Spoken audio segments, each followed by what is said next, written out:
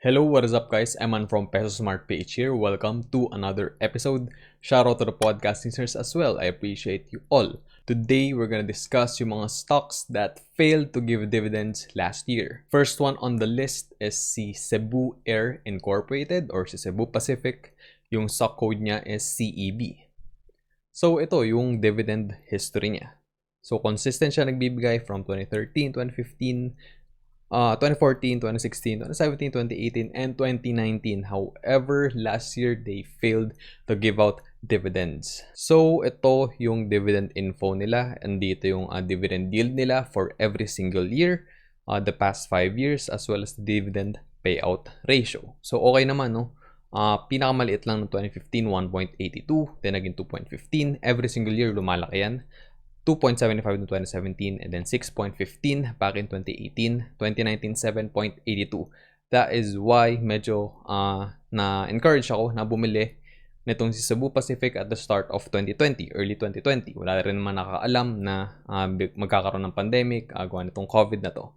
So yeah, that's very unfortunate na na-miss sila yung dividend payments for 2020. So, I'm gonna explain later kung bakit nila kinat. So, yung 5-year average dividend yield niya is 4.14%. So, very respectable na, no? And then, yung 5-year dividend payout ratio is 33.84%. Ito, medyo mababa siya. So, ito, kita nyo naman na kumikita si Cebu Pacific. So, since 2015, lumalaki din yan every single year. Medyo nag-dip lang noong 2018. Noong 2019, nakabawi sila. Naging 9 billion ulit. And kita nyo naman yung revenue sila, healthy naman. Every single year, lagi silang maraming kita and marami silang laging benta, kumbaga. Kasi yung revenues naman is hindi pa yung net income, no?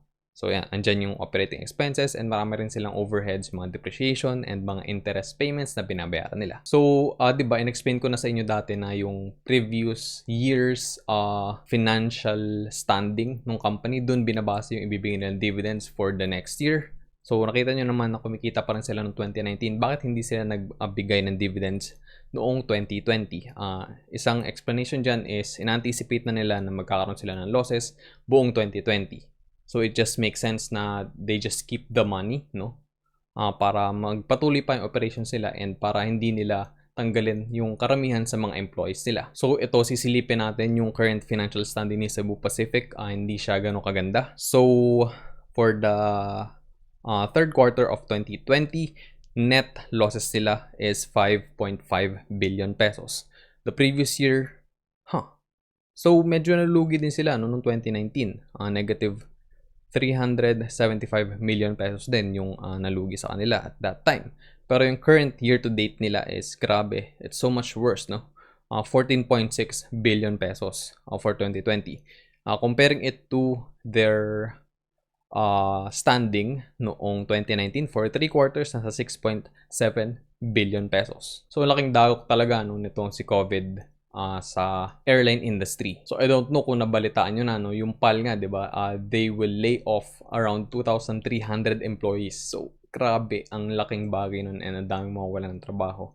So, yeah, hindi kasi talaga sila kumikita and sa tingin nila hindi maging sustainable, no, if they keep everyone kasi parang wala rin naman halos flights, di ba? So, hindi pa rin ganun karami yung flights and yung mga tao is hindi pa rin comfortable to travel that much. And syempre yung iba, wala rin like panggastos para makapag-travel. So, ito naman is yung current holdings ko with SEB. So, I have 650 shares. At one point, bumili ako nito at around 80 plus pesos per share. So, that's really high, no? Pero na-even out ko naman, average out ko siya. So, nakabili ako at around 30, nakabili ako at around 40, and all that. Medyo tumaas siya around 50 plus pesos per share like last month and noong December. But hindi ko pa rin siya binibenta kasi I anticipate na, makakabawi pa rin naman tong si Cebu eh. So, hindi naman forever na nandito yung pandemic and hindi naman forever na pababa yung stock prices nila. So, yeah, I think okay pa rin siyang i-hold kahit na medyo malaki din yung capital na nilaan ko dito, no? And then wala siyang nire-return sa akin every single year. So, yeah, yun lang yung downside nun. But I hope na makabawi sila very soon. And yeah, kasabay dyan yung pagtaas ulit ng stock prices nila. And syempre, yung pagbigay ng dividends. Going to the next one is EEI Corporation. Yung stock code nila is EEI din.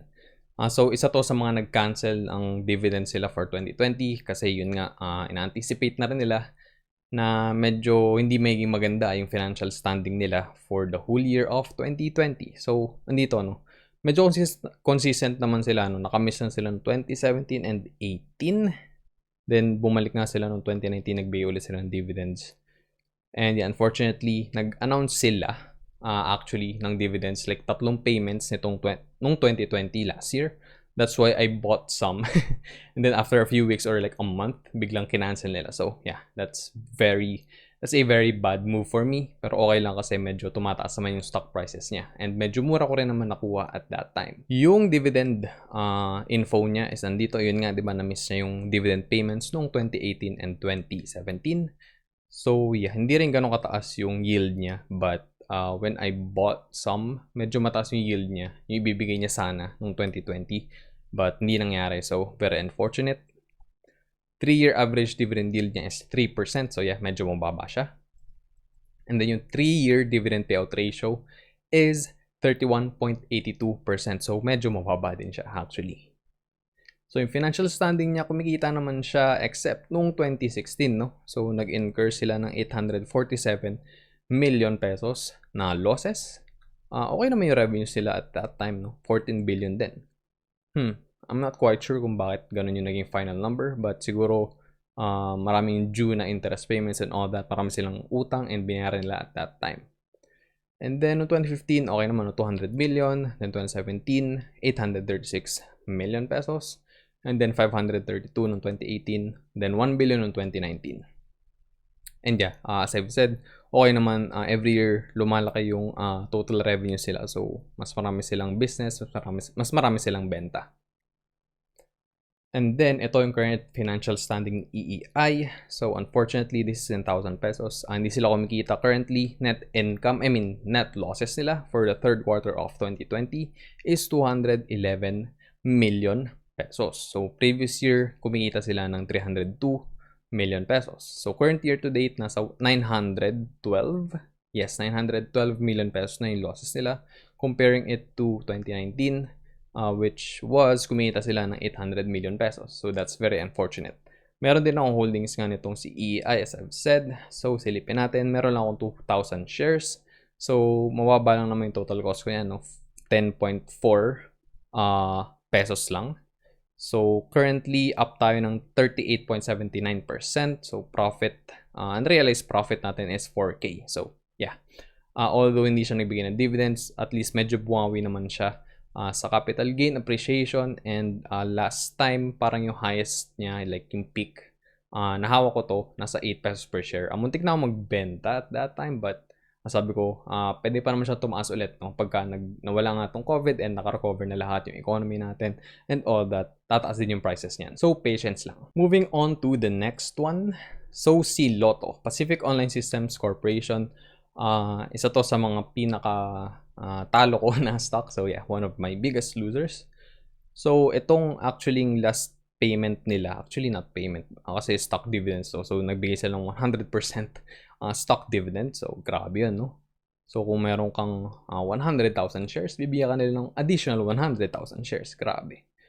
But yeah, they failed to give out dividends to 2020 din. And unfortunately, hindi ako umabot dito sa 100% na stock dividend back in 2019. Kasi like late or mid 2019 ko na ito binili.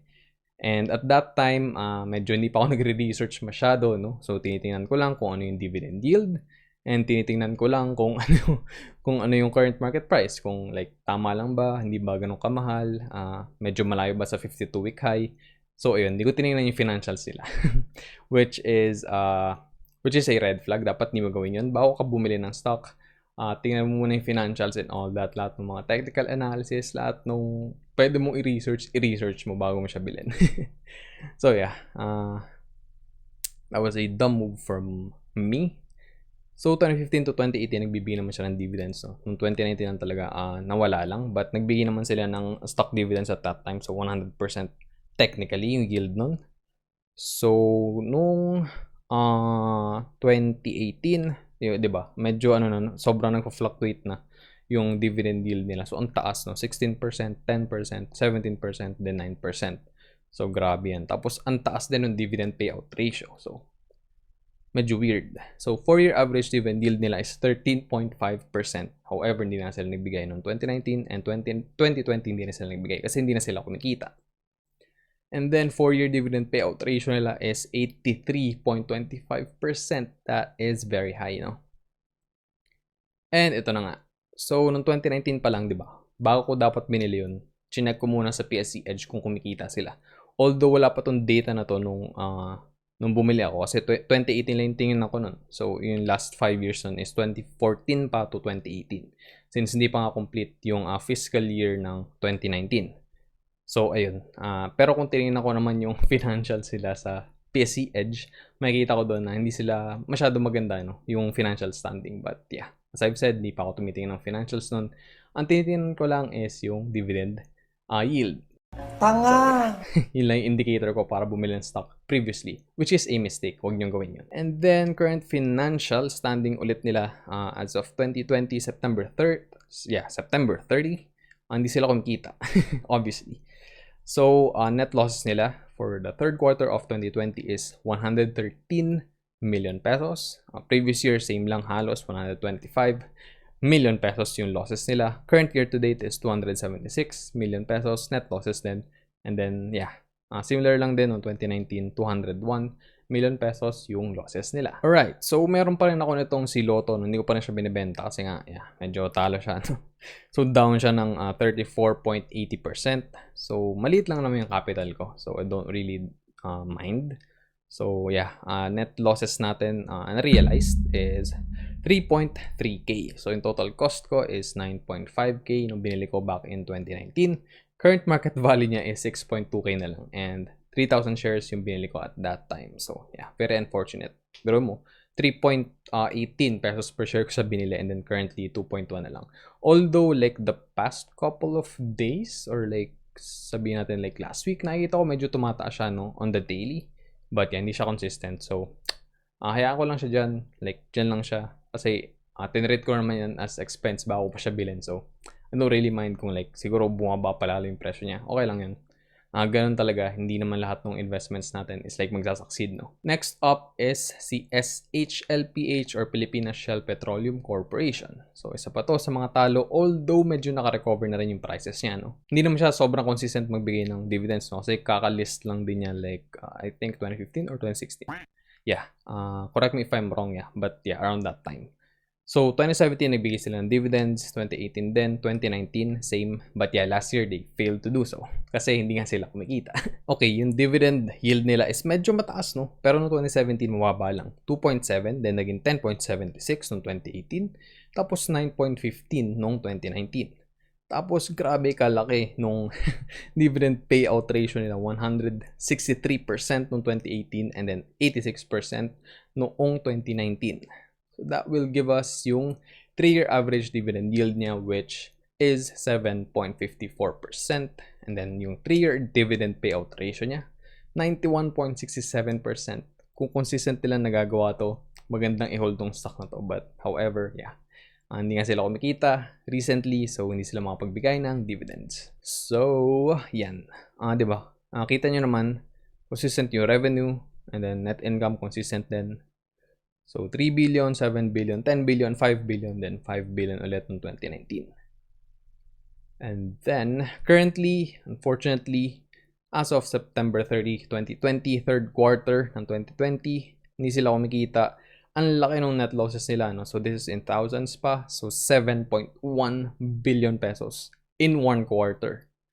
Comparing to last year, hindi rin gano'n kalang kinita nila, no? So, 640 million pesos. And then, current year to date nila ng 2020 is negative 13.8 billion pesos. So, grabe ang laki, no? Tapos, yung net income naman nila noong 3 quarters ng 2019, 4.3 billion pesos. So, ang laking difference talaga. And then ito, yung current holdings ko. Actually, ito yung pinakatalo kong stock previously, hindi si LOTO. So, medyo naka-recover na to kahit papano. Down na lang tayo ng 12.08%. Yung current losses ko unrealized is 4.2K. And then, yeah, yung market value ko currently is 31K. And then, total cost ko is 35.3K. So, total shares ko na kinuha back then, I think parang 2 beses ako bumili or 3. So yeah, 1,500 shares yung kinuha ko initially. But yeah, parang 3 beses ko siya binili or like 2 lang. Then average cost is 23.55. Current market price niya is 20.90. Alright, we are moving on to the last one on the list, which is the Solid Group Incorporated. Yung stock code niya is SGI. Actually, binenta ko na to like last month or 2 months ago. I can't remember, but yeah, we'll see later on sa slides. And yan, consistent siya nagbibigay ng dividends from 2012 to 2019, but they failed to do so noong 2020. And yan, hindi naman, it's not the highest yield, but okay siya, no? Okay siya magbigay ng dividends. Unfortunately nga, kinat nila yung 2020 kasi nga nag-anticipate sila ng mas mataas na expenses, then mababang benta, diba? So, mababang revenue. So, that's just normal. Okay yun para magstay afloat yung business. But yeah, as I've said, binenta ko na to. Kasi may mas magandang i-hold na company na consistently kumikita and consistently nakakapagbigay ng dividends. So, 5-year average dividend yield niya is 5.48%. So, yeah, nag-exceed naman siya dun sa sweet spot natin na 5%. And then, yung 5-year dividend payout ratio niya is hindi naman gano'ng kataas. But yeah, almost 50% na rin. So, 40.49%. Then, ito yung earnings nila.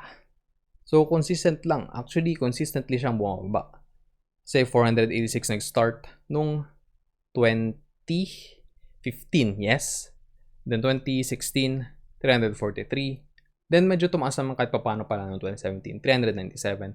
Then, bumaba na siya 2018, 247 million. 2019, 216 million pesos. So, yung total revenues nila, yeah, bumababa din consistently the past 5 years. So, yeah, that's very unfortunate. Yung operating expenses is hindi rin naman ganun bumababa, no? But, nakita nyo yung trend. Medyo bumababa din siya. Then, currently naman, kumita sila, no? So, I'm not sure nga kung, well, yung hunch ko lang talaga is, like, nag-anticipate sila ng mas mataas na expenses, no? And parang hindi nila, like, i-lay off yung mga employees sila. That's why hindi sila nagbigay ng dividends noong 2020. Although, kumikita pa rin naman sila kahit paano. Kapag ka-compare mo yung third quarter, no? Nung 2019, doon sila hindi kumikita. So, 24.4 million pesos yung net losses nila at that time. Pero nitong third quarter ni 2020, naka 68 million pesos sila na net income. So yeah, that's good. Oh yeah, that explains it. Hindi sila masyado kumikita noong 2019. So yung current, yung previous year to date nila noong 2019, nasa negative 11.7 billion, 11.7 million pesos, no, yung net losses nila. That's why hindi sila nakapagbigay ng dividends nitong 2020. So, potentially, pwede sila magbigay ulit ng dividends ngayong 2021 since medyo kumikita naman sila kahit papano ngayong 2020. So, yeah, that explains it. Kasi yung current year to date ng 2020 is 54.1 million pesos. So, ito yung unang binili. Nasa kaning presyo? 1 peso and 5 centavos. 8,000 shares yung kinuha ko. So, net amount niyan is 8.4K. Then, binenta ko siya at like 1.15 pesos per share. 8,000 shares pa rin yung binenta ko. Lahat binenta ko na yan. So, 9.1K yung naging net amount. So, kumita ko around 600-ish, 700-ish pesos. So, yeah, not really that bad. Although, hindi ako nabigyan ng dividends. But yeah, as I've said, may mas magandang company or stock na i-hold in the long term na mas consistent yung income and mas consistent yung dividend payments. That's why binenta ko to para magkaroon ako ng capital. Alright guys, so we are heading towards the end of this episode. Silipin natin yung mga sources for today's video. Andyan si PSE Edge, BPI Trade, a photo from Unsplash. Since Inquirer.net, dun ko nabasa yung yung PAL will cut 2,300 jobs. So yeah, very unfortunate, very sad.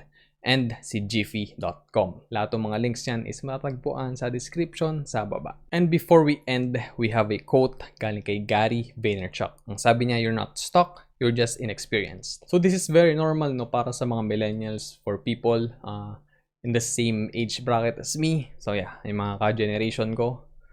So feeling nila or like feeling natin, 'di ba? Like we're stuck, like wala tayong ginagawa, wala tayong nagiging progress. Siyempre, kapag nagsimula ka pa lang, ganun talaga. Feeling mo wala kang magawa, wala kang alam, di ba? Same sa investments, di ba? Pag nagsimula ka pa lang, ang dami kong di alam, ang dami ko pang kailangan aralin, so hindi mo na ako magsa-start. So, yeah, I think that's wrong. Kasi basta dapat mag-start ka lang and just act on it, di ba? Like, mag-invest ka na agad. Sige, maglay ka. Siguro 1K lang muna, 5K lang muna. Huwag mo nang isipin na, baka baka mawala to. But yung iba, ang galing nila mag-trade, ang galing nilang mag-ganyan. Yeah.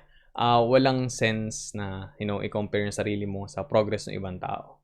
So yeah, just stick with it. Kung talagang gusto mo yung ginagawa mo, eventually, gagaling ka din doon. And eventually, may experience ka rin, no? So, you won't feel stuck, you won't feel lost anymore. So yeah, kapag ka na-realize nyo to, sa kahit anong bagay na ginagawa nyo, kapag ka bago pa lang kayo. And then, syempre tayo, diba? I'm just 25 years old. So, I'm just starting out. So, yung parang average age natin, di ba, is like around 60, 70, 80, 90, almost 100 years old pa nga, di ba? So, we're just starting out. So, dapat huwag tayo masyado pressure. And yeah, yun nga. Just focus on yourself and don't compare your progress to others. Alright guys, we are gonna end the episode here. Sana may natutunan kayo, and if umabot kayo at the end of this episode, thank you very much. I appreciate you. Huwag nyo kalimutan i-smash yung like button, share nyo, and subscribe na rin para wala kayong ma-miss out na videos katulad nito. Thanks again everyone for watching and listening. I'll see you all on Monday. Always remember, be Peso Smart.